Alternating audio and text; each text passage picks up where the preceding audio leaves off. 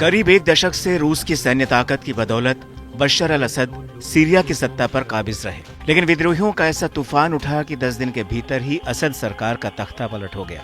बहरहाल इस घटना को सिर्फ एक देश का अंदरूनी मामला नहीं कहा जा सकता, बल्कि इसका कनेक्शन सुपर पावर देशों से भी जुड़ा हुआ है। सीरिया में असद सरकार के गिरने से रूस को बहुत बड़ा झटका लगा है। रूस ने सीरिया का किला बचाए रखने के लिए एड़ी चोटी का पूरा जोर लगाया था, लेकिन यूक्रेन युद्ध में पहले से ही फंसे रूस के लिए सीरिया को बचा पाना बेहद मुश्किल साबित रहा। इसी के साथ ही मिडिल ईस्ट में रूस की बची खुशी उम्मीदों पर भी पानी फिर गया। रूस और ईरान ने मिलकर साल 2015 में बशर अल असद की सरकार को गिरने से बचाया था।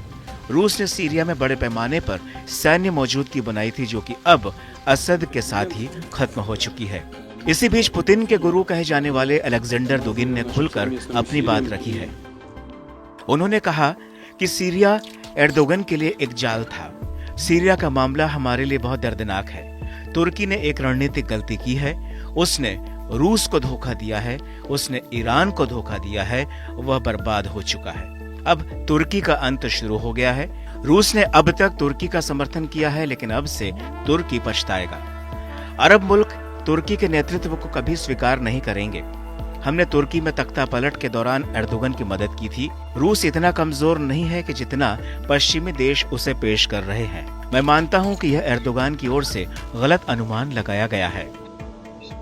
बता दें कि साल 2015 में मुसीबत में पड़े असद की मदद के लिए रूस ने हजारों सैनिक सीरिया भेजे थे, जहां से रूस ने सीरिया में अपने कई एयरबेस को बनाकर ऑपरेट किया था। साल 2017 में रूसी राष्ट्रपति सीरिया के हेमेम एयरबेस पर गए थे, जहां से पुतिन ने कहा था कि वो अपने मिशन में सफल रहे हैं।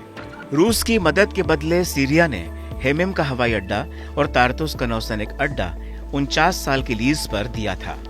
रूस के असद सरकार को समर्थन का ही नतीजा था कि सीरिया के जरिए मॉस्को ने भूमध्य सागर इलाके में अपने पैर जमा लिए थे।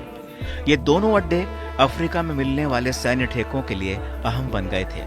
ऐसे में जो सुविधाएं रूस को अब तक सीरिया से मिलती आ रही थी, वह अब नहीं मिलेंगी। हालांकि रूस ने सभी विकल्प खुले रखे हैं। बशर अल असद को अपने देश में राजनीतिक शरण दी है। अब मिडिल ईस्ट में ईरान ही रूस का दोस्त रह गया है। बहरहाल सीरिया में विद्रोहियों के ताकतवर बनकर उभरने के पीछे तुर्की का हाथ माना जा रहा है। दावा है कि तुर्की उत्तरी सीरिया पर अपना कंट्रोल रखना चाहता है। इसके लिए वो लगातार पर्दे के पीछे से अपनी गतिविधियों को अंजाम दे रहा था।